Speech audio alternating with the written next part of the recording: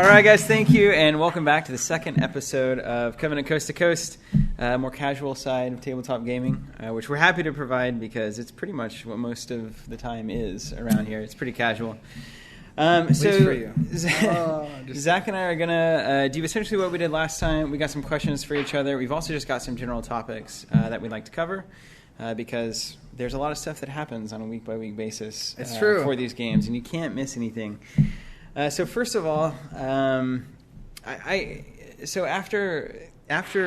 Infinity Monday, essentially is what it is. So I always play a game usually with Dan out there. You see him out there. So I play a game of Infinity, and then like 15 minutes later, I'm on the mic for Coast to Coast. So you're thinking about Infinity. So I'm always thinking about Infinity, and I played your Aleph army today. And essentially, for those that don't know, Infinity is essentially a miniatures game. It's a shooter. It's kind of like if you had a first-person shooter that you put on the tabletop and was awesome, that would be Infinity. And what Zach has managed to do is, he says it's an accident, but find just the most power gamery thing you can possibly run. This is like the guy who comes to the tournament with like the steamroll list. He wasn't looking to have fun. He's looking to kill you. And that is Achilles, Ajax, Patroclus. You know, if you know Greek mythology, you know those three together are probably pretty good. And it was close. The game was very close. You wouldn't expect it to be close because, like I said, it's a steamroller type thing. Did you lose Achilles to dice? I lost Achilles to a lot of dice, though. I mean, it takes a lot of dice, and Dan was willing to throw all of those dice at him. Took a shot from a Panzerfaust early that explosive ammo really did some damage. That'll hurt. You know, and then he kind of limped around, tried to look in a crate, got shot by an Odalisque, and that was it. But it eventually won that game because Ajax stormed up the field, grabbed some supplies out of a cart right at the timer, whenever we stopped. So it was a pretty epic game. But what do you think? So Infinity right now is like still a lot of people don't know it. It's not a household name for tabletop, even in miniature circles. It's starting to get there. What do you think about Infinity, where it stands right now? Is this an official question? No, it's not official. I'm just kind of curious. I think Thanks, Scott. I think Infinity's fantastic. It's kind of a weird scenario where it's a miniatures game that got popular in Europe. So it's been around for a while. Yeah. There are quite a few models. They kept it from us, really. They what? The Europeans, they kept it from us. Like it started in Spain. Yeah. And so then it's like you got to translate stuff to get it everywhere. Yeah, and it kind of just started really getting into America. I feel like it's super early stages still, but it's definitely like right there. And like they're going to keep producing more and more models because it's so successful in Europe that whether Americans like it or not, it doesn't really matter. Like the models are going to exist. So it's kind of a weird, like, it's almost like they're starting the game in America. They're going to a lot of conventions. They've been seeing it's growing. But with the success of Europe behind them. So I'm excited about it. I think there's really nothing that can stop them from continuing. It's a fantastic game. It's just like the next big, like, Warhammer, War Machine kind of, popular game. Hard to say, right? I think it has the potential to. At worst, it'll be really successful. Mm-hmm. I don't know that it'll be 40K. I mean, 40K. It is what it is, yeah. Yeah, it's like trying to be bigger than Magic, and that is it's very hard. difficult to do. Yeah. They're very entrenched to the first movers. So we'll see what happens, but I think it has a bright future. It's not a game. A lot of new games, the problem is like you get in, you buy all the stuff, and then it dies. Yeah. And it's like that's the worst. Yeah. The cool part of Infinity is that's not happening. Yeah, like, I don't see they're that not happening. in the we're about to die stage. No. Or It's we have good. the potential to die. So Yeah. it's nice. It's Sweet. nice, and it's really unexplored. That is true. It's a Wild West right now. It is. There's a like, bunch of models, and there's like not too many people talking about it from like the math standpoint. Yeah, it's just whatever. Yeah. So it's cool. Well, let's talk about what's happened at the store this past week. All right. So we had Star Wars LCG on Tuesday. Scott, were you here? You weren't here. Scott's never here. Speechless. I have never seen this. No, I was trying to remember if I was here. I think I was here, but then I also don't know that for a fact. I don't think you were here. Scott probably wasn't here because you ended up winning the tournament. I So- probably wouldn't have had Scott not been I was here. going to say, that means I wasn't there, because I definitely would have took that. So, given that you won Star Wars, it was like an 8-man tournament. Where is the Star Wars meta right now? What do you expect to see? We got Worlds coming up, right? So we need to start talking seriously about what to expect for all of these games that are going in. Where is it? It's kind of where it was. So is Sith Control like still the thing? Basically, there have been 2 packs that have come Sith out. Control the thing? There have Sith been Control? 2 packs. I like Sith Control. Everyone does. It's like, So hey, insert best It's cards so here. easy. See, Yeah, Scott said the real truth of it. I mean, for me, I think Sith Control only got better with the Executor Arrives. That objective set is amazing. I should have called it on the unboxing. Yeah, you said you were going to Crazy. reshoot that. Yeah, Sith Holocron is worth... If every other card was blank, I'd probably play that objective set. Anyways, Control is great for players who can't really play. And they just need to just like. so you play it? It's I great. play light side. I play light side. What? So yeah, Sith Control Anyways, is great. It's got a lot of answers. It answers everything. Sith Control, I think the dark side deck that actually won Nationals with the TIE Fighter that gets a target strike when you play an edge card, that deck is still there. Smugglers are still insanely good. I mean, it's kind of an open... It's kind of set. Do you not expect too it much to has change? changed. With the thing about Star Wars, I feel like it changes less. Netrunner changes the most right now per pack. Yeah. Thrones changes. You get a lot more options of cards, but like a lot of them you can't play because they're out of house. So many and then cards in Thrones out, right? One Yeah. pack is like 1/3% addition of cards. Yeah, it's very small. And Star Wars, it's less of an impact because you're only adding like 6 objective sets. Right. So whereas like in Netrunner, there is 20 brand new, completely new cards. And that can it's go in such a any deck. splashable game. Yeah. So you can look at everything and be like, I can run this. I will say that the Imperial like big vehicle walker deck with the AT-AT objective set from Battle of Hoth pack got way better. Can it do it? You think it can win the thing? Grant was playing a big vehicle deck that was wrecking some face in. Cool. It was particularly good against the speeder decks that have popped up since the Jedi Luke speeder pilot came out and the Smugglers. Nice. All right, so Star Wars, you won. Yeah. Frank, we had a 4-way tie in Netrunner on Wednesday. 4-way tie for first. So it came down to like third rung of tiebreakers, and Frank won with the with essentially HB and Criminal. Right? I wasn't here. Can't speak to it, but I don't know what is wrong. But I know we had like 4 Wizards. Was that? There was a bunch of Wizards running around. There was more than 0, which is a shame. And It was 3 out of like 8 people. I can't help but think that people start running Wizard because of Rook almost alone. It's like, I'm going to run a resource denial deck. And then it's like, well, who fits into that? Wizard, and then Xanadu, and then you have like the whole... I assume that's happening a lot. Yeah, totally. So it's a lot less. So people are just like trying new Nothing's ideas. on the line, so they're just going crazy. But yeah, it's That's Frank. what I've been doing. Yeah. Frank. Play whatever. So congrats to Frank for that Absolutely. win. And then on Thursday, Throne seems to be picking up quite a bit. I have a prediction. I think it's the weather. I'm just saying, it gets cold in Oklahoma. You go to your high fantasy, you go medieval, and you play Thrones. I'm just saying, Lord of the Rings and Thrones are big right now because of the weather. It's true. Just a prediction, I'm saying. But anyway, Matt, who's in the audience, you might recognize his hands from such films as Matt Phillips playing a Targaryen deck and others. Such films. The famous. Beating me at regionals, let it be known. So Yes, he did. one Thursday with a Dothraki Targaryen, no agenda, right? No agenda. No agenda deck. So, but he has since said that he's broken the deck apart. It's not good enough. I think he got martelled. Well, he beat everyone, right? You can't deny that. Martelled. I had a good streak. Can't be denied, but Can't be denied. It was good times. there's certainly decks that beat it, especially if you don't get good setups, good draws right off the gate. Yeah, and we have a story about that actually in the top 8. Maybe I'll tell a little bit later. You know, Matt and I have a rivalry. Do you? Yeah, it's official. We've clarified it. It's almost written down at this point. We do have a rivalry. It's friendly though. It's a good rivalry. Did it begin at regionals? It began when he beat me at regionals. Yes, I don't know if he realized it at that point, but it Boom. began. It was a big moment. If you haven't I was seen like, it, so yeah, there's the winners from last week. Congrats, Matt. You're here we can celebrate with you. So where do we go? Questions? You got a question for me or something? I do. All right. I do. Is it going to be like I said? Is it going to be Game of Thrones FAQ related? Because we have to talk about that. I'll ask my Game of Thrones related question so we can go into Okay, that. go for it. All right. So we recently had our Game of Thrones top 8.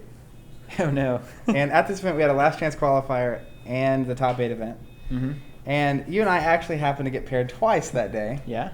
Both times, I absolutely crushed you. So I have to ask, Absolute crushing is a bit harsh there. how did that feel, and do you expect this trend to continue? No, I'm just kidding. I had to ask that for last time. I don't really want to know. I know the trend will continue. The real question is, That's not true at all. I asked someone the other day in the store after playing some Thrones. Martel was, I think, 5 of the top 8 decks at Nationals. Yes. And this is before the FAQ came out, so we can talk about how my question is related to the FAQ. Okay, solid. My question for you is, have the cards that have been released since that point changed the game enough to make Martel not the top dog? And if so, what do you predict will be the winning deck at Worlds? Okay.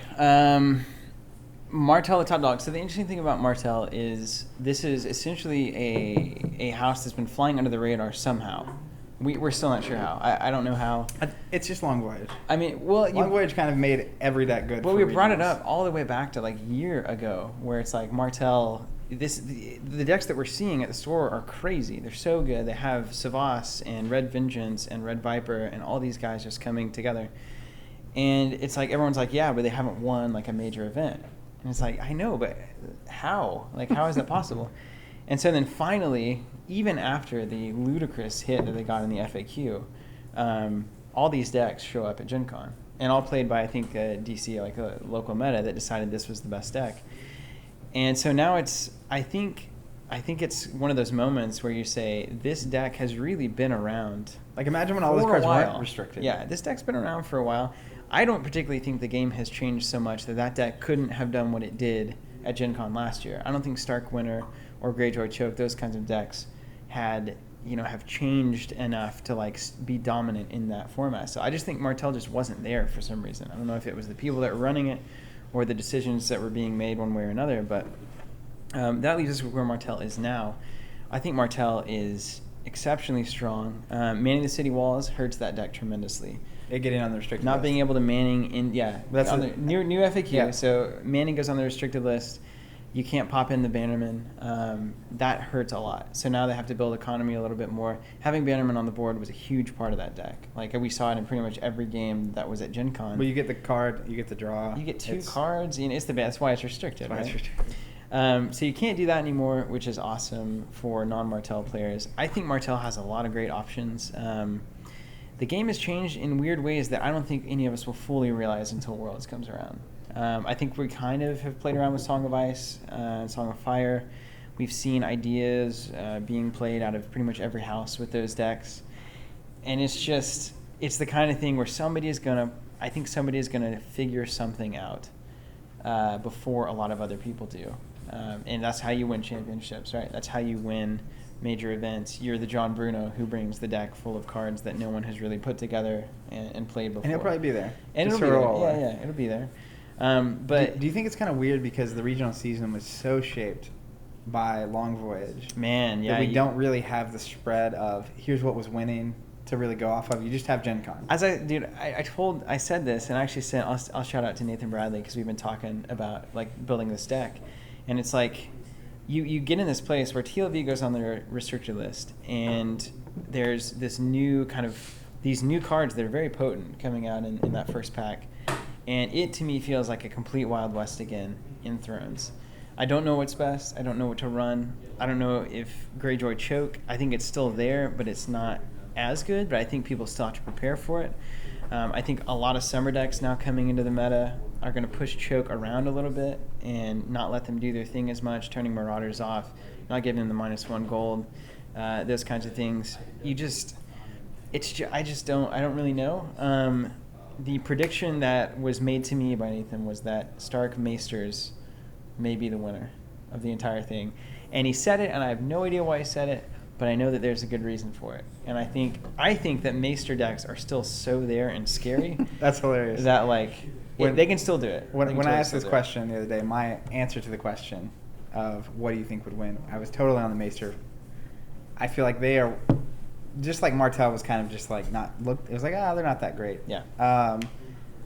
Nothing's really changed for Maesters to me. I mean, some cards got restricted since a year or two ago, but like that deck is still extremely strong. And I Yeah. feel like if the meta is not ready for Maesters, it's crazy. Yeah, I mean, because think about where that was back in the day. It was everyone's running 2 or 3 Nightmares, maybe even some Bastards or, Milk of the Poppies, like weird blanking stuff. Like people were ready for Maester, and they were still doing pretty good. Yeah. and now people aren't really caring about Maesters anymore. Nobody really has attachment removal anymore. So that leaves. Do you have attachment removal in your deck? I do not. See? See? That's my point. My Yeah, deck. I don't have any either. Yeah. So it's just like you can screw You have with nightmares? people. Not at the moment. So I'm saying there's no prep for Maester right now. No, it's not on anyone's mind. It was all Long Voyage. It's all Martel. No one is thinking Maesters of any, and that's why it's open to any house. Maybe now you run fishing nets and like just weird stuff. I mean, I don't know who's gonna win, but if I had to put money on it, I would say a Maester deck wins, unless the meta just suddenly prepares for Maesters. That's Maester deck. That's my big. I may be going crazy. That's what I would predict. I will say that I feel like Stark Or is Stark really Bond. strong right now. Stark feels to me really strong. I think Greyjoy is also very strong. So those two out of winter could do it. I mean, Buzz is Targaryen. But Martel's super Maesters strong. that he got second Targaryen's with at super regionals. strong. What happened to that? Baratheon's super strong. Everyone's strong. The Lannister no agenda. The Lannister no agenda with the armies. It's insane. And now they have Pentoshi Manor back on the off the restricted list, so back in the deck. It's like hold the phone. I don't know what's happening in Thrones anymore. So what's your prediction? my prediction is we will see a very strong Baratheon Song of Fire deck, revolving around Val Laughing Storm and variations therein. We'll see some kind of weird Stark Maester deck. We'll see a strange, basically just Stark aggro with no quarters and essentially Stark Winter kind of redone. Like the old Stark Winter builds where my characters are just better than yours. But now I have like Harrenhal and other things to get my search going. And I think we'll see a Martel summer deck of some kind that will really make an impression. And then whatever deck I'm running will probably be there as well. Right? Fantastic. So Greyjoy Summer. So here's the thing. I happened to talk to Tim. My brother Tim? Your brother, yeah. Ah, fantastic. He's also in some of the videos, you know. You're familiar with him. You guys are familiar with him. So he expressed to me that you play the weirdest corporation that he has ever witnessed. Fantastic. So But, this like, isn't a negative. No, it's weird. not a negative as long as you can win games with it, right? Yep. So he said he was watching everything that you were doing, and he was like, Zach is bananas. I have no idea what he's doing. When I'm running against him, I don't know what's happening. I'm scoring agendas, but I think I'm losing still. Like, it's all sorts of stuff. So tell me, Zach, what's the way to play a corporation effectively? Since you appear to have a totally different school of thought from everyone else, what's the key here? Enlighten us all. I think some context is needed. Arlene Twist.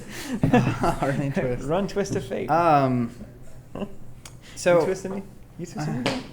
So I think to answer this question appropriately, the deck I have always wanted to run, and from the very beginning, like it's what made me want to play Wayland. I play a lot of Wayland, and from the core set, I believe they have 2 1-point agendas. Yeah. And when I'm doing the math, when I'm playing, they also have big ice. Like Yeah. just you have to. Hadrian's, Archers. Yeah, that it's kind of just stuff. big ice. Yeah. So my philosophy from the beginning was it's as a corp, you sit there and you think, I don't want them to score anything. Right. And if you try to not let them score anything, like you can't really do it. It just will drive you wild because it's like I need to protect everything and you can't. Right. You kind of have to choose. Right. So my strategy was, and again, way back in the day before we have everything we have now, it was I'm gonna run a ton of agendas. You're gonna score agendas. It's gonna be fine. But when you score an agenda, you're going to pay for it. You're gonna have to run through big ice. You're gonna have to make a run. However you're gonna do it, you're gonna pay a lot of money, so that you can only do that so many times a game. Because the math behind it and the way I'm approaching this deck, obviously since then more 1-point agendas have come out. Right. Back then I had to run some 3-point agendas just because it's what you had to run. And in a game where they pay the money, they get to your deck, like Maker's Eye or whatever, or Just R&D interface. and they hit a just 3-point agenda, like not good. It's like half the game. It is, and because the whole point of the deck is to put the opponent in situations where I'm going to put an agenda down, and maybe all the ice is even rezzed, and I know that I know you can get there, right? So you know that I'm putting a card down, and I know you can get there, 100%. But to get there, you're going to have to spend like almost all of your money, and you're going to have to spend the click to even take the run. Right. So it's kind of this weird situation, right? If you know that, yeah. But if I know, you know that I know. Yeah, right? Because then Then you're Joe, like, do you make the run at that point? I don't know. because then you're like, well, if that's a 1 point agenda and I spend 12 credits to get there, what if he has Sansan and a bigger agenda in his hand, and he's just wanting me, he's tempting me to run here. Right. And that's what I'm doing. And then you never know, what if it's a snare? Or what if it's a trap? We don't know. Even if you hit my deck, you're going to have to make at least, I guess in this deck, at minimum, you're going to have to score 4 agendas. If you hit all 2s. Yeah. But most, like we played a game, and you saw it. Scored I think 6 agendas. You had to score 6 agendas to win. So that's a lot of running. And most runners' economy is not built to make that many, because you probably had to run 15 times to do that. At least. So and it makes it where you can take risky moves. It's fantastic. Like, it's so freeing because I'm just like, all right, run my deck. I dare you to. So for me, it's just a math game, and I'm still like playing with it and figuring it out. But I want the credits you have to spend to get there to not add up to where you can actually make like 10 to 15 successful runs in a game. Yeah. Right? And then you just score agendas out of that server? You scorching? What's the... Well, the nice thing is most of those are 3 advancement. 3 advancement. So a lot of times you can just drop it down, card, credit, whatever you want to do, advance an ice or something, and go. And you don't have to waste clicks on advancement. And then if they don't run on it, you can just pay 3, score it. Yeah. And a lot of times you pay 3, score it, and now you can pay 2 clicks to get 3 credits, or you can. There's all sorts of good stuff you can do. But I also run Sansans. Right. So if I get to the point where I have big ice in front of the Sansan, I literally will top deck an agenda, play it, advance, score. Mm-hmm. And now it's like, now you have to waste 15 credits to get to the Sansan. Right. And then after you get to the Sansan, now I just drop it down. It's like, you can't run on it. And then I score it. And it's like... It's an economy game, right? It's a math nightmare for the runner. But I was playing a game against Rick earlier, and he had a lot of economy. His first turn, he was running Andromeda. He plays the... what is it called for the runner when the game 4? Sure gamble. Sure gamble. Hedge fund. Sure gamble. No, it's sure gamble. Hedge funds corp. He gained the money, and then he played 3 daily casts. Wow. So with all his money. So the first 4 turns, he's just gaining 6 credits at the start of the turn. It was crazy. Yeah. It's exactly like that was the perfect setup. So I think against Andromeda it struggles, but that's my take. I just want you to have to run a lot. Economy. And so you feel like the corp can out economy the runner ultimately, and should. At least Wayland should. Yeah. If anybody can, it's Wayland. Yeah. So you just make sure you have more money, and usually they can't keep up. And because of the tags, Feels very Wayland. a lot of times what I can do too is like with an aggressive negotiation, I can score it, give you a tag, and trash like a Katie that has money on it, or you can find ways to really get a resource advantage. So it's all about the math in my brain, and especially the new tournament rules do not care how you did when you lost. You just get 2 points for a win, 2 points for a win. Yeah. So they can score 6. So they can score 6, and it doesn't matter. You matters 0. Dirty man. So has it been working? Yeah. I had to think about it. I mean, it's still like I've been playing a lot actually in the last week, and I'd probably say I'm like 50-50 with the deck. But I'm just experimenting a lot. Like when you are letting them run intentionally on things, it takes a lot of like, oh, well, that is not what I should have done. For sure. And they make it happen. So it's really fun. Solid. Well, that's corp play from me, from Zach, which is totally different, especially coming from a Jinteki player, Tim. It's like he wants you to score him, but he's like actively killing you. He wants you to score him, with like hands together and like this. Well, no, you're more hands together. He's more just, I don't know. Yeah, I don't know, a knife or something. Don't know. Metaphor is a bit of a stretch. What do you think about that one, Scott? You're like Emperor Palpatine. I'm like Emperor Palpatine? That's the greatest gift you're you like could ever. Shriveled up, and you always plan evil things. I feel like maybe you're Emperor Palpatine who wants to be Darth Vader. Is that right? Did you agree with that? Yes, I agree with that. 100%. What does that even mean? Matt, do you agree with that? You don't know? I think so. That's pretty accurate. Yeah, that's pretty accurate. What the f does that mean? Because Darth Vader is more likable, and you're really like Palpatine. Darth Vader's more You wanted likable? Vader? Yeah, totally more. He's like an anti-hero, whereas Palpatine's just kind of like a... Yes, exactly. He is the anti-hero. I love Darth Vader. So I don't know what that says about I'm you. just the bad guy who wants people to be sympathetic. We had unanimous Chewbacca votes online. I'll take Chewbacca votes. Yes. Solid. All right. Solid. Well, I actually have a Netrunner question. Not to stay on the Netrun too long. Go for it. We have to bring Joe up here and have him talk about Netrunner. My question is, it's pretty good. why is it that Whizzard is so awful? What? What? That's my question. How is that question? That just didn't Whizzard just win plugged in? The answer is yes. That was rhetorical. The answer is yes. He did just win, didn't he? Can I verify that? Did Whizzard just win a plugged in? It was one of the anarchs. I don't remember which one. I keep hearing on the street that it was Whizzard. So wait, They've run like 10 plugins. How was Whizzard bad? How is he good? Okay, That's really what I want. there's one reason why Whizzard is good. That's because he's not noise and you're not running viruses. That's essentially the only reason. How does that make him good? Well, it makes him good because you're not like. So there's a lot of reasons why he's good. I'll tell you the first reason why he's run. And like I said, that is because you're running an Anarch deck that doesn't revolve around stacking lots and lots of viruses. So you're not going to run noise. So who else do you run? You got to run Whizzard. That doesn't right? make him good. No. That's the reason why you run him. I'll tell you why he's good in a second. All right. But I will say, I think Whizzard play will go down significantly when old Rena Roja comes out. Yeah. Because the people looking to do resource denial a la Whizzard are going to immediately look at her instead because she probably does it differently and right now maybe a little bit better, especially stacking the chess programs and stuff. Why Whizzard is good is because he ultimately is an economy card. He gives you the luxury to trash things that you wouldn't normally trash. He's better at digging through R&D. He's better at digging through HQ even. Way better. Because you know what happens whenever I hit HQ and I see a sand? I trash it for 2 credits. And that's you know what happens whenever I see a sand on the table? I can go down and trash it for 2 credits. Like, you can't play, if you're still running pad campaigns, you really can't play them down. Like, marked accounts, you can install and click, and I can go trash it for 2. It's like, are you really going to do that? You're going to waste time doing that? The stuff that I see on the deck, I can just toss. It's just like, oh, I'm running R&D for nothing. And it's like, I'll trash that. Go again. But I mean, don't you... Gives me access to way more cards.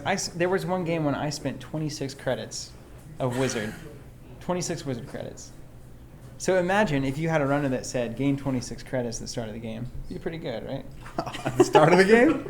That's a bit different than trashing throughout the entire game. Right? I mean, I think he makes you play differently. I think the problem I have with Whizzard, and you can address this potentially, and I'm not going to try to trick you out of liking Whizzard. No.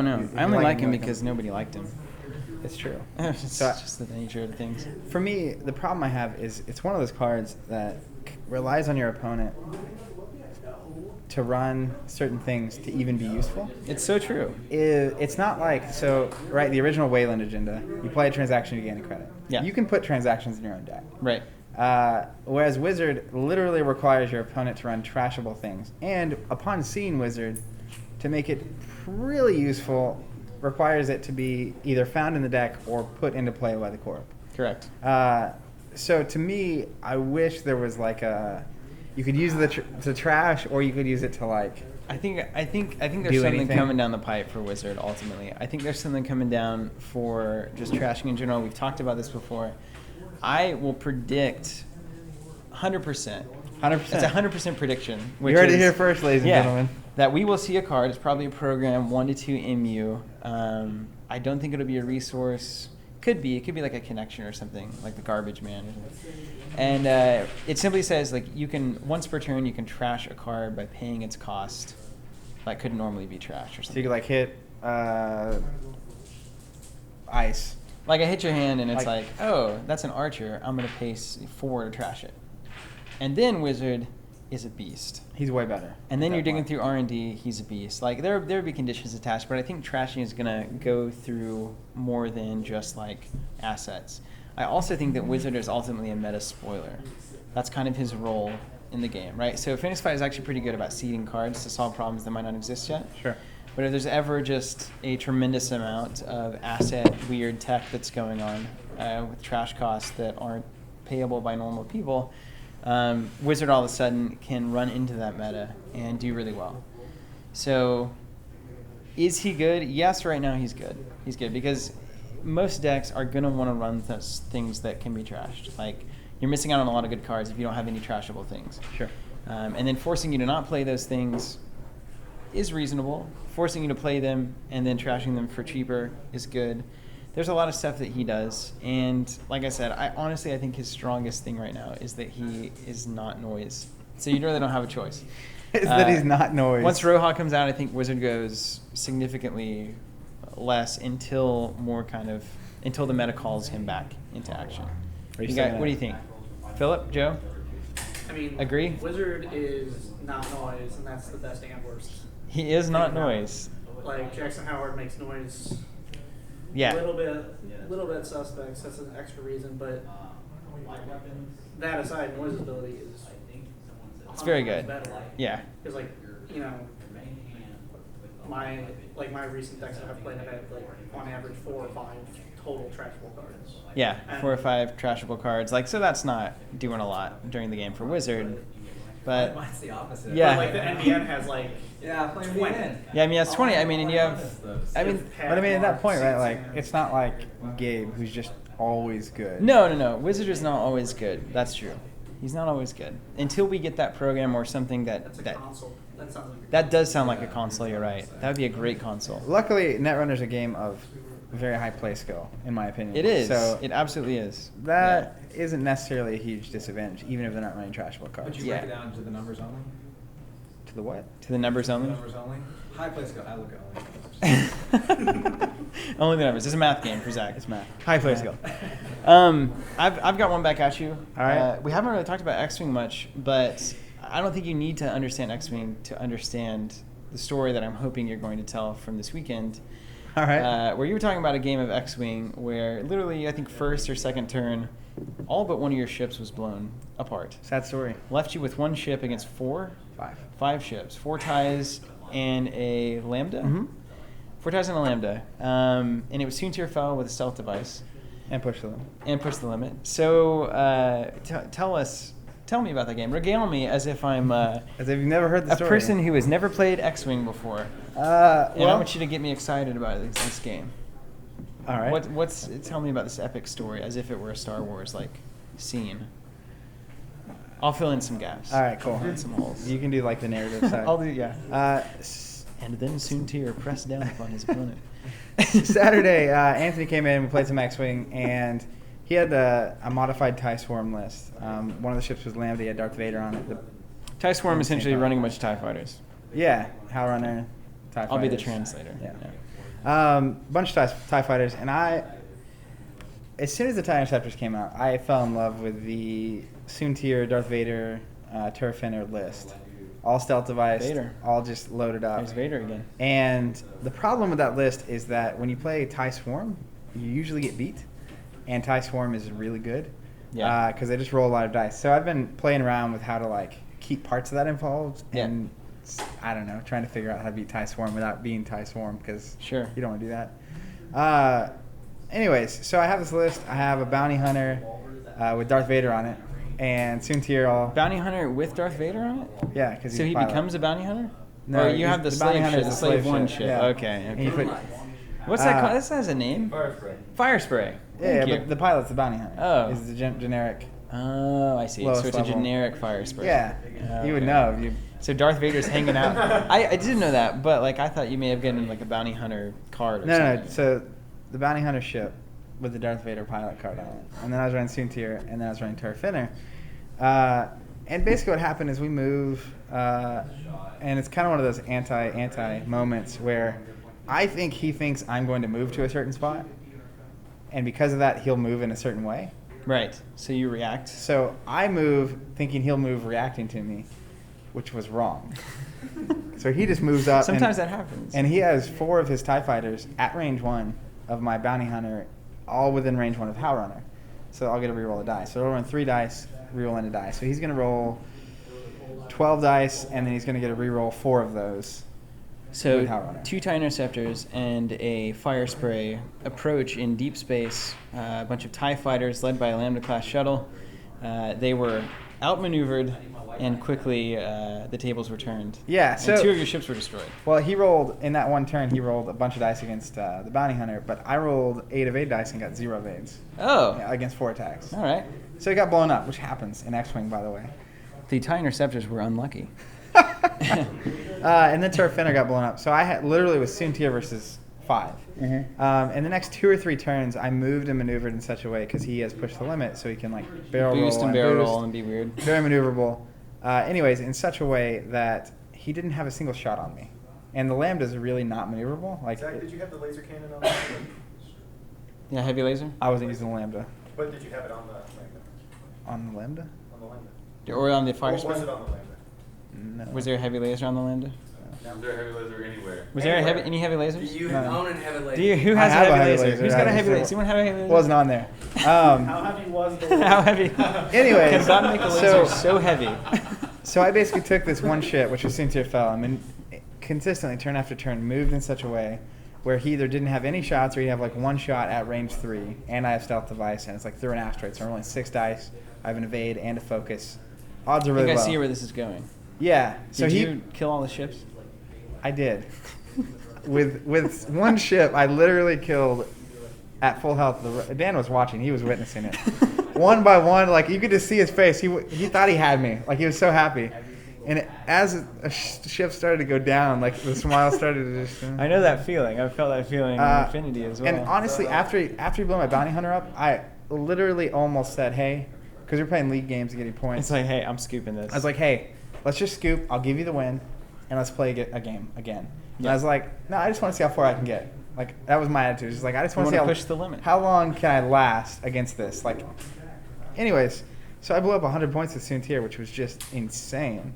Because I've also had games where Soontir gets shot at range 3, And stealth dies. device, through an asteroid with just 3 dice, and gets blown up because I roll 0 evades. So short answer here.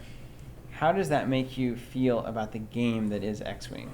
Better or worse? That you can At that take moment, I one felt ship pretty and kill great. 5. You know, Is it too much a game of dice? Ooh, the question. I agree. Every miniatures Uh, game has to face this scrutiny. well, I think in any dice game, you need to be able to control. It's a quick answer. Quick answer. God. All right, 30-second answer. It made me feel awesome because X-Wing is not a game about, super precise measurements and super intense. There's It's not a a game of millimeters, as they say. It's an art form. I've never played a game that made me feel more like I'm in the moment, where it's like I literally felt like I was one ship, just like trying to survive, and I'm flying around and I'm blowing stuff up, and you get towards the end, you're just like, I might do this. Yeah. And that like underdog story of Star Wars and that whole coming of age and that whole From doing the beneath impossible to it's like overcoming Luke insurmountable. beating Darth Vader in a lightsaber fight. Just like that shouldn't happen. Spoiler alert. Oh, sorry. If you haven't seen Star Wars by now, you shouldn't be watching this. Anyways, okay. So I gotcha. I don't know. I mean, it's very thematic. The game is never over until it's over. It's Right. absolutely. It's not that kind of a game. You can't have an insurmountable lead ever Right. at any point. And I mean, you can do things. You can run more ships. You can run shields. There's a lot of things you can do to balance it out. Make sure you don't put your thing within range one of every one of their ships. That's Right. kind of That my seems fault. good. Yeah. Seems like the right thing to do. And at the same time, though, like if I was flipping the side we talked about after the game, once he has me down to one ship, the way to close me out is not to keep chasing me. Right. Spread your arcs. Well, you just get away from me, and then you attack, like close in on me, so that there's Yeah. nowhere I can go that I'm not getting Right, shot at. right. And at that point, you have the advantage. But he stayed behind me Right. and kept. It was not what he should have done. Sure. But then, yeah, once I got him down to the Lambda, it was kind of funny. It's like 40 points, but Lambda, I literally could just stay right behind the Lambda. You just park behind. Yeah, it. there's no chance. I'm either going to run into you, or I'm going to be at range 1 right behind you. So it was only a matter of time at that point. All right, sweet. So X-Wing, does that make you want to play X-Wing? Anybody? Scott? No. Dan? Yes. Dan he was watching that whole game. Dan? It was yes. probably a good moment for him to see. Yeah, totally. Scott, what do you got? Well, Make it civil here. no, absolutely. No. Absolutely, Are like we- you're above that. I would never do that. Can I ask a question about Star Wars? Just ask one. Ask it up. Well, My question is like, I want to know, besides Smugglers and Spies, which I think everyone agrees on is like really awesome light side right now. We're talking about the card game. Yeah. Yes. Sorry. You're good? I transitioned there. Because I think the other one's too much a game of dice. Yes. But, A lot of dice involved. but what is the best, in your opinion, besides Smugglers and Spies, light side, either solo affiliation or not solo affiliation, But like just the best deck, basically. Outside Smugglers, what's Best the light best side? side. Exactly. What is the best light side? And do you like pure affiliation? Yeah, no, I know No, what you like. no, you do not. Do you like no pure affiliation. No, you can't, man. No, you can't It's like, do that. and it'd be like a Netrunner saying, I'm not going to use my influence. I agree. I used to disagree with that. And then I showed you the after light. being beat several times. Yes. With splash to death. Yes. Yes. Well, here's the interesting thing. Last week, Steven asked me a question. You know, what's the best card or 2 weeks ago, I guess. Yeah, yeah. What's the best card in Star Twisted Wars? Fate. Yeah. He said Twist of Fate. And I said, well, define best. So you say best deck. It depends on what you want. Like, right now, I think the best deck is Smugglers. But because it's the best deck, I don't think it's the best deck for Worlds. Oh, because everybody's going to be doing it. Because everyone's going to He's gonna be ready for practicing Smugglers, for yeah. it and playing against it and teching against Smugglers if possible. So I don't think the best win percentages will be players that have Smugglers decks. When you have light side, do you try to just destroy a bunch, or do you Destroy try to, the objectives, man. Well, I mean, I know Just that. I do mean, I just go you crazy. try to keep balance, or you just slugfest, or what? It depends on the deck. So as an example, You're saying it depends? it does. It totally depends. It depends on the situation. There's no because, hard and fast rules? Getting balance slows the game way down. Like if the dark side can't have balance, it is a tough game for them to win. You just have too many chances to attack and do damage. But what I'll see a lot of times when I'm playing a player or watching a game that it's a newer player and you can tell, is light side feeling like they just always have to go all out and attack with everything. They don't leave anything to block, so a lot of times the dark side will blow up all their objectives and win the game. But most importantly, to me, the light side is about timing. It's not about blowing it up fast. It's about blowing it up when you can blow it up. So building up and getting characters in such a way where you can do serious damage and put your opponent in a bad situation. If you're light side and you go in early and it goes bad, you usually lose all of your stuff on the board, and you Costs a lot, yeah. you can't have that happen. So to me, it's 100% about timing. You don't have to you're on the clock, but at the same time, you're on the clock. They can only get it to go so fast, especially if you can block. Right. But to answer your question, best light side deck, I would say honestly, Most effective might be a better. light side to me right now is really balanced in a sense that I think a Jedi deck could win. I think a Rebel speeder deck could win, and I think Smugglers are really fantastic. So I would put my money on the winner having either a Rebel or a Jedi deck. Jedi can still bring it is the thing. And like Scum can tech so hard against like the Christmas tree Jedis, but they're not there. Like they're not around. So Jedi can run wild kind of I right have a now. Jedi It's really Rebel good. deck, and it's worked really It's good. solid, yeah. So- let me say, I want to disagree on one point. That is that, well, that the light side slowing the game down is ultimately they get too many chances to attack and all that. I'm under the impression that the longer the game goes on, the more the light side is likely to lose. Because when you look at the dark side cards, they amass more resources, they amass bigger and better things until you literally cannot punch through. I think they can muster a force greater than the light side given the same amount of time. So I would say as a light side player, I am like wanting to get it over with as quickly as possible. But see, that depends though, right? Because if your opponent doesn't have, if they're not running tactics very heavy. So if they're running Sith like control, it's different because they're just going to play stuff and say, all right, your turn, Right. and wait for you to attack so they can lock you down. But light side, you don't need to necessarily win the edge battle. You don't need to necessarily strike first if you have enough black objective damage on the board. Yeah. Because at the end of the day, if I attack with 3 dudes and you can kill one of them and then I'm going to get strike and so on, I'm going to get to do my damage unless you can somehow deal with Because it. the order of things. That's a what, good point. I mean, it depends. Sometimes if you can grab balance, and it's the difference between I can do 2 extra damage to an objective or grab balance, it can make sense to grab balance, but it's totally about the board state. Totally. All right, so I think we should hash this Laughing Storm thing out since Matt's here. We're going to bring Matt on? Do you want to? Bring Matt, him you on. wanna come on? Let's talk about this. Matt Phillips, everybody. The 2013 regional winner at the Covenant store. Okay, so here's the thing, and you guys that don't know Thrones can still kind of get a kick out of this. Hey, Matt. How are you? Hey, Hey. I'm good. This feels a little bit like Oprah. This may feel like an attack, but I swear it's Yeah. not. Okay. It's gonna be clean. No offense. It's gonna be but great. No, okay. So as we But talked here's why about, you're Zach and I were talking earlier today, and it's like there's this card called the Laughing Storm. We talk about it all the time. You watch the videos, you get it. If you standing, cards can't be discarded from your hand, and it's like that's a pretty integral part of the Game of Thrones, I gotta say, and a pretty integral part of certain abilities that are balanced based on you discarding cards as a penalty. Val being an excellent example of that. And for the longest time, I've been saying, ban it. I think you're a restricted fan. A lot of people have been calling for this card to be restricted. It used to be restricted. It came off. And people wanted to go back on. A lot of people do. Some people don't. And those people are Matt. So when we were talking about this earlier, Matt says, absolutely not. There's nothing wrong with this card. No.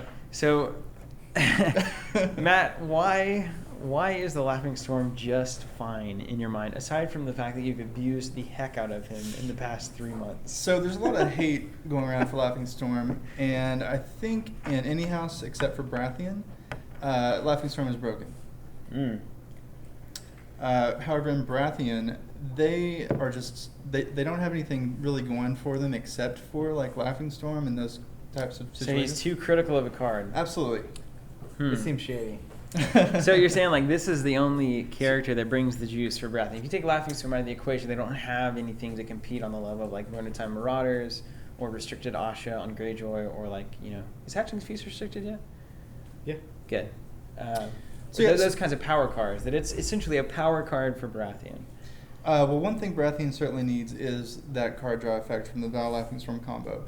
I haven't seen yet a really good draw engine for Baratheon. Like outside of that, like it just drops way off after that combo. There's House of Dreams Fury going around. I haven't seen a Fury deck that's really rocked my world. I'd love for you to build me one. I haven't seen I it seem yet. to do pretty well against them as well. All right. Well, there's a couple angles, and this may be where we're kind of coming at it differently, because I think from a fundamental game, high overarching look, Steven thinks that Laughing Storm should be banned because he doesn't think the ability should exist. Everything you've said so far to me says without draw, Baratheon can't do it. So my question is... Good question. Well, I see it coming. hold on. So my question is, what if Baratheon had one or two draw cards? Let's say it's a location, cost 2, Neil, draw 3 cards. Let's just say that exists. No attachments, We got Jamie immune to for that, opponent's too. effects, amazing, just this bomb card. At that point, what do you say is the reason Laughing Storm still exists? Does he? Well- He's a man at that point.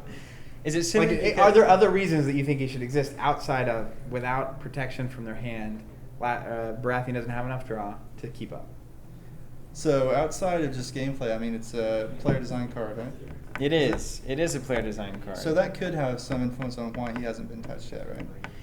Well, he was restricted at one point, but there is a lot of mumbling in the tower about the fact that it is more or less untouchable is because it is a player design card. Sure, and that may or maybe not have some factor in the reason why he was taken off. So I'm curious on which location you're talking about. It draws you 3 cards? No, I'm just saying. What if there was one? Can you imagine? Because fundamentally, right, we're talking about the core of the game, not the Sure. game state, what cards exist. If we were starting from scratch, no cards exist. Would you introduce a card like Laughing Storm with that ability, where it literally 3 cost, 3 strength, 2 icons, deadly, and while standing shuts off 1/3 of the game? Mm-hmm. And allows for broken combos. Broken combos. Well, I mean, there's so many control options, right? I mean, I know you've already heard this, but you can nil him, you can blank him, you can kill him, you can Westeros bleeds him, you can Valor him. Take your pick of ways to control the guy, right? It's very substantial. You say that. Well, you say that until you have Val and Laughing Storm out, and you basically get 3 cards a turn, plus your normal draw, or Okay. 6 if you have it. Just, I mean, you got there's 'Cause answers. It's like, Okay. all right, well, I can either kill Laughing Storm, or I can kill the guy that's getting ready to wreck my face in. The problem here is we're still talking about Baratheon, right? So this combination has been around for quite a while. Yes. And- Well, it was, and then it was restricted, so it couldn't Sure. be around, and then now it's back. Sure. It's back. It's back. So you're acting like this is a big issue. This Laughing Storm thing is just causing wrecking days. But when has Baratheon really gone out and rocked the metas, right? When has that really happened in any season? Nah, not really. Hasn't really. It happened in a hasn't, while. but that doesn't make Laughing Storm any less less bad. I feel it's So here's the thing. Much ado about nothing here. Can we accept a compromise here? Sure. Though, so like cards like King Robert's Host, which I'm not a fan of either. Mhm. Let's say we have Laughing Storm, and I think this is what Zach is getting at. Let's say we give Baratheon a card that solves that, a couple of cards that help to solve the card draw issue, right? So now Baratheon can draw cards in other ways.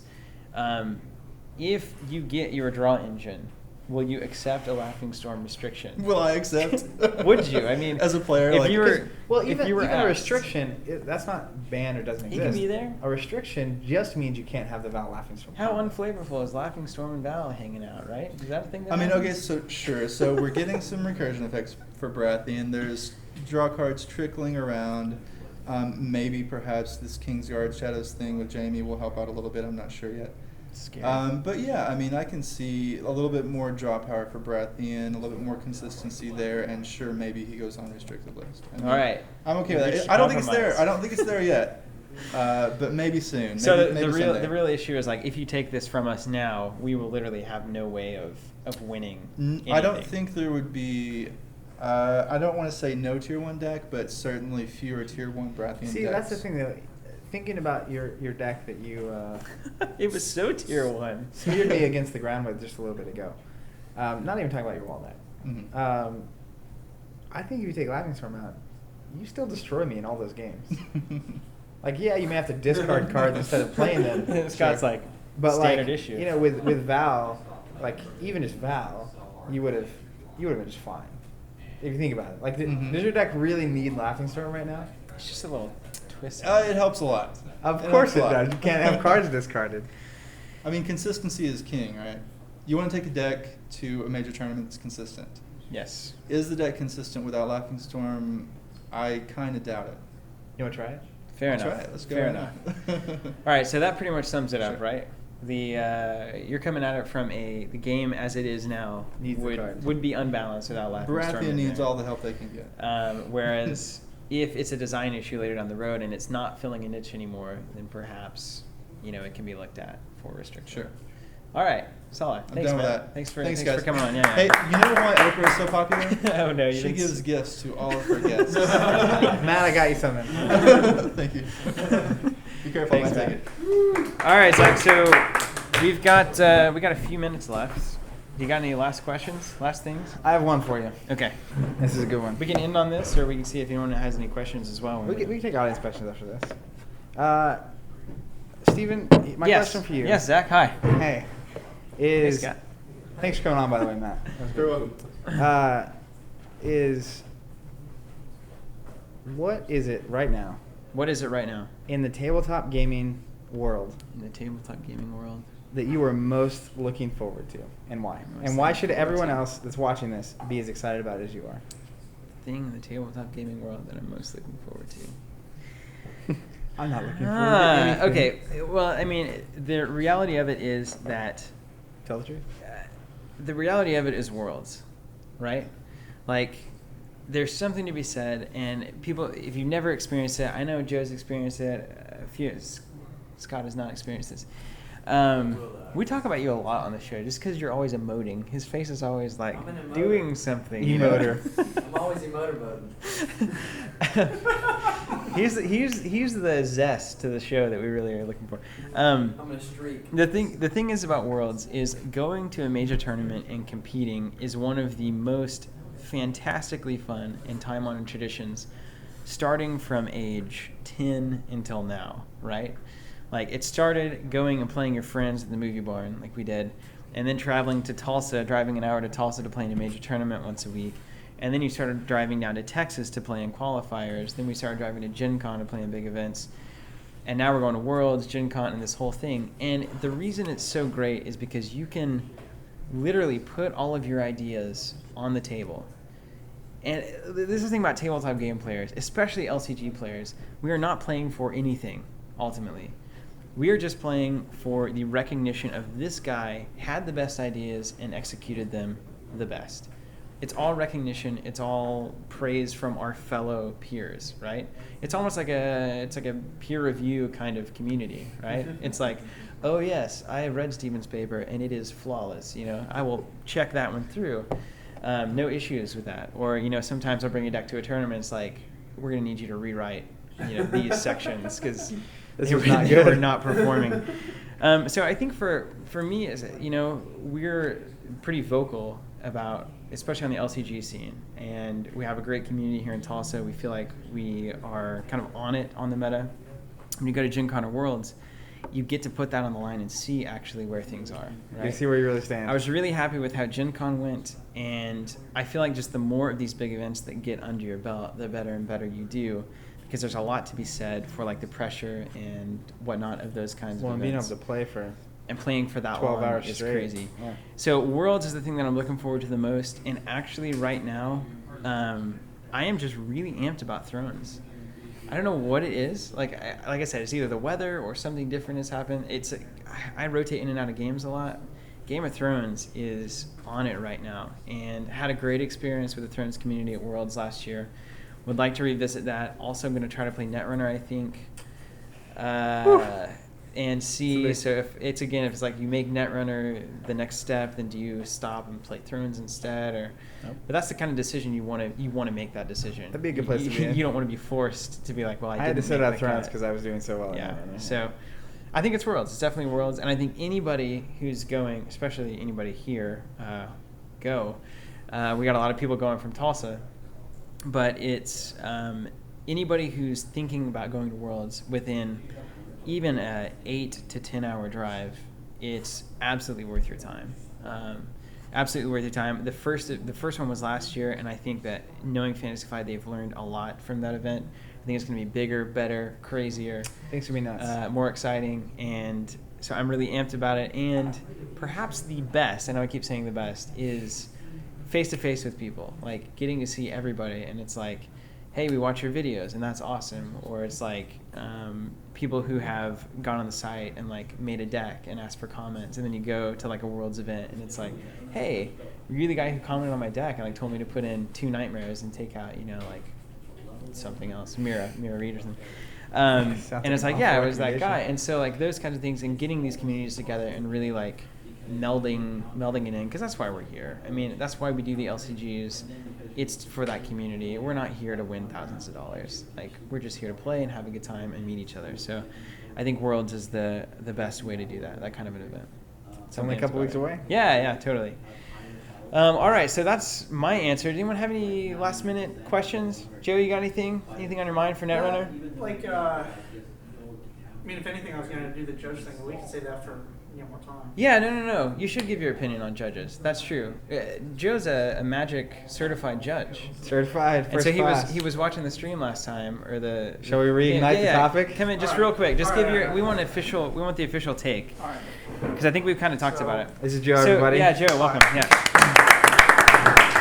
So the question was, right, what is the role of a judge, especially when you get to a finals match? People are saying they should be everything should be perfect. The judge should be, getting in there. Other people like myself say the judge should be hands off because that's how it is in the rest of the tournament.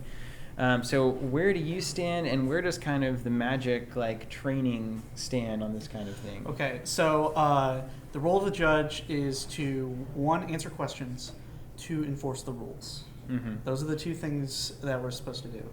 And there's a very detailed tournament procedure guideline, penalty guideline for what to do in cases like that. And essentially, since FFG doesn't have that, Mm-hmm. I've looked at And Netrunner doesn't have these it. are floor rules that we're talking about, right? So people talk about floor rules. There's the game rules, how to play the game, and then there's the tournament rules, how to run a tournament, and then there's floor rules, which is what happens when the game rules aren't followed or the tournament rules aren't followed. What do you do then? In Magic, I am not going to intervene as a judge unless I plan on issuing a penalty. So this is literally like throwing a flag in football or something. Yeah, essentially. And the penalties aren't like... We need to get some flags, man. Yeah, the penalties aren't like you lose the game. They're often warnings for that kind of. But you catch a guy doing it 15 times in a day. Well, I mean, and then there's an upgrading procedure. If you get a warning for it's 3 in Magic, the third one upgrades to a game loss. If you keep missing a specific trigger, a detrimental trigger, that's you need to not forget. Right. If you keep doing it, you're going to quickly find yourself losing games and that sort of thing. I know beneficial triggers is one thing I'm interested to see how they handle in Netrunner, specifically Desperado, Data Sucker, things that you want that you're playing the cards for. How big of a window do you have to identify a trigger? Like in Magic, it depends on what it is. So are you supposed to basically classify? So we were talking about passive. That was a big part of the discussion, right? And is passive is different. So you're saying, but is there a difference between beneficial things and detrimental things? Yes. There's a division there. Yes. In the most recently in Magic, like old rules was that everybody's responsible for every trigger. Yeah. Even the beneficial ones. And if you miss it, and you both forget, it's both players' faults. So you're actually encouraged to remind your opponent of their own beneficial trigger that they're missing. Because you would get flagged as well. Right. And that's a bad feeling. They wanted to get shy away from that. So now it's beneficial triggers. If you miss them, too bad. Yeah. And there's a certain window where you have to point out that you remembered it. Okay. Depending on what it is. Detrimental triggers, both players are still responsible for. Nice. Like, so a Netrunner, like removing a Crypsis counter, or a John Massanori tag, or the Joshua B tag, or something like that. A detrimental trigger. You can't forget those. So both players would get penalized for forgetting that. I mean, it depends on when it gets caught. Like if somebody just tries to pass and the other guy's like, "Hey, do this," that's not a penalty at all. Yeah. But if both players forget the next turn, it's like, "Oh wait, we didn't do this." I got to step in and do something. Either fix it, depending on what it is, or throw a flag, or give people warnings if appropriate. But would you say it's a relatively subjective enterprise as the judge? I mean, there's some subjectivity, but for the most part, if I'm sitting watching a game is where the subjective is. If they're calling a judge over, if they're calling me over to fix something, I'm going to fix it and issue the proper response. If I'm just watching and I'm watching for slow play, or I'm watching for this is when you're just walking around or the last game in a round, and I sit down to watch because they're the last ones, or in a elimination scenario, top 8, where there's only 4 games at a time, you can afford to put somebody at each table. I'm not going to remind people for beneficial triggers because there's no penalty for forgetting them. The penalty is you don't get them. Detrimental triggers are if it's repeated, like they're repeatedly missing these important bad things. So if you see it once, you wouldn't say anything, but I'd probably mention like, hey, point at it. What are we doing with this? Something like that. Yeah. If it's a passive ability, that's both players' responsibilities. And if I catch it, I have to fix it if it's wrong. Okay. If something died that shouldn't have died and I catch that, no, we have to. We have to fix it because it's the rules. It's not like a that sort of thing. So long story short, Netrunner needs floor rules. That would be incredibly helpful, especially the triggers because it's so dark. It's so dark. It's like how quickly do you have to get the Desperado credit? Do you have until the end of the turn, the next click? Do you have to do it before you see the card? Yeah. When do you have to do it? I'm interested to see. You're supposed to do it before you see the card. You're supposed to do it before you see the card, but if they sometimes just say, it's like, oh, if they do that, then that's Yeah, well, obviously, even if they say that, you could say you have to give them a chance because that's their Magic too. I know. I was trying out an Ottman deck just to get a feel for how it works the other day, and there's so many of those triggers with Data Sucker and Desperado, and anyways, you gotta keep that in mind. Yeah. So a lot of times though, I'd run, I'd hit the deck, and they'd be like, "Oh, here," or they flash their hand, I grab the card and then look, and then like that triggering made me just totally space out. Yeah, and it's like Desperado. Thing. Yeah. They're like, "Oh, here's the card," and I'm like, "Oh," and I'm looking. It's like, do I want to trash it or not? And then they put it down, and I'll go and I'm like, "All right, I draw a card," and then that's about the time I'd be like, "Oh crap, I forgot to do this." I really hope they come out with something very explicitly stated as to the window. In Magic, it is a very explicit window, even depending on what kind of trigger it is. Like if it's a draw card or putting a counter on something, you have to do it. You have to do it before anything else happens, or you forget. If it's something like a power of a creature, like, you know, an invisible thing, like power toughness of a creature or something, you have until that matters. You know? Okay. Yeah. Like, this gets power attack. How much am I taking? That's when you have to answer. Yeah. Remember, if you give the wrong answer, too bad. But, I mean, Netrunner has a lot of counters, and in Magic that would be an immediate thing. If you don't catch it immediately, it's too bad. So I'm interested to see where they go with it. Where they go. So what's your take ultimately on, so if you have floor rules, how involved should a judge be in a match? Particularly, you played all day, you get to, there's 50 people, and then you get to the end, and it's like, there's 2 people left. You're watching, should there be specific instances where the judge hops in? Should they stay out unless they get asked? What's your, not just like how Magic does it, but how would you see it being? I would say that the rules need to be followed. If you're doing something that's not in the rules, an extra click that you're taking, or not taking enough clicks. So there's difference between doing something illegal and forgetting some beneficial trigger. Right, and I would, in my mind, I wouldn't step in for a beneficial trigger. I might for A detrimental. a detrimental, especially the most common one I can think of would be Crypsis. Would be the one that matters. Dropping off the token. Right, you have to remove that counter. And they could issue floor rules that say if you forget, you trash it because you chose not to remove the counter.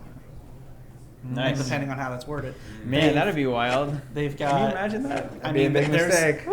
there's Your wording game in that is done, language. like- You wouldn't forget that token. You would not. Do it once. Do it once and it's over. Last time. But that's the purpose of the rules. The purpose of the rules and the penalty system is to discourage that behavior. It's Yes. to encourage proper play and discourage incorrect play, hasty, doing things out of order, forgetting things. Awesome. That's what the whole point There of are the hasty penalty players. system. Not do good at that. Yeah. Well- There are hasty players.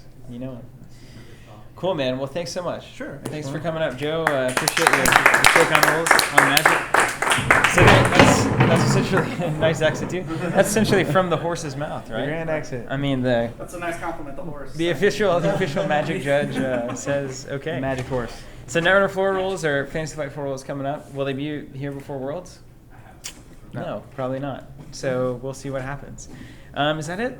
Is that all we got tonight? That's all I have. That feels Unless good. we have- It feels like right. Anything over there from Robert on the compy? for you. Yeah, you guys all good? All right. Well, thank you so much for joining us tonight, everybody watching here live and at home. And I guess we'll catch you on another Coast to Coast later down Monday line. Take care.